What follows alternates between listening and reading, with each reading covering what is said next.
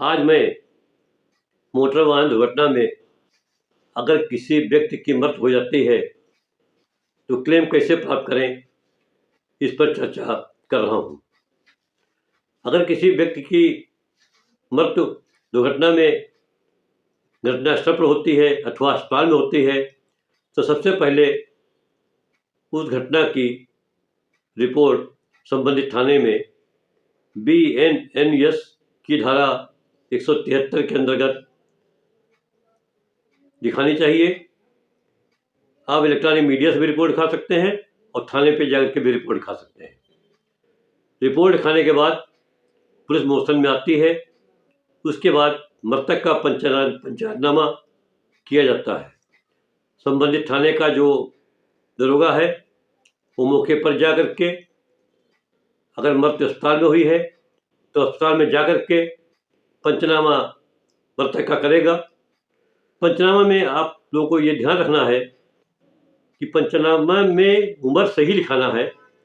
अगर आपने पंचनामा में उम्र ज़्यादा लिखा दी अंदाजे से तो PM में भी यही उम्र आएगी और आपको प्रतिकर की धनराशि कम हो जाएगी। अगर ये अच्छा हो कि पंचनामा में जिस वाहन से एक्सीडेंट हुआ है उसका नंबर और उसका एक्सीडेंट का माइनर किस प्रकार से हुआ है अगर लिखा दिया जाए तो और अच्छा होगा। ये एक कॉर्पोरेटिव एविडेंस की तरह काम करेगा। पंचनामा के बाद PM होता है। PM के बाद पुलिस विवेचना करती है। वाहन स्वामी जो है अपनी गाड़ी को न्यायालय से रेडी कराता है और चालक जो है अपनी जमानत कराता है। अगर मृतक के उत्तराधिकारियों को चाहिए कि संबंधित थाने से रिपोर्ट प्राप्त करके और जिस न्यायालय से गाड़ी रिलीज हुई है, ड्राइवर ने जमानत कराई है, उसके कागज प्राप्त कर लें। कागज प्राप्त करने के बाद एक अच्छे अधिवक्ता से संपर्क करके मोटर एक्सीडेंट के ट्रिब्यूनल के समक्ष एक आवेदन पत्र प्रस्तुत किया जाता है। उसका एक प्रारूप होता है आवेदन पत्र प्रस्तुत करने का, जो मोटर व्हीकल एक्ट के नियमों में दिया रहता है। आप तब कोई याचिका दायर की जाती है तो उसके साथ FIR की कॉपी, PM की कॉपी, अगर मृतक किसी सेवा में है तो उसका नियोक्ता प्रमाण पत्र, किसी व्यापार में है तो उसका इनकम टैक्स या GST का कागज और उसकी हैसियत से संबंध में जो भी पेपर हैं सभी लगाए जाएंगे। खेती करता है, खेती के कागजात और उसका स्कूटर है, मोटर वाहन है, बीमा की पॉलिसियाँ हैं, सभी साथ में दाखिल करनी चाहिए। और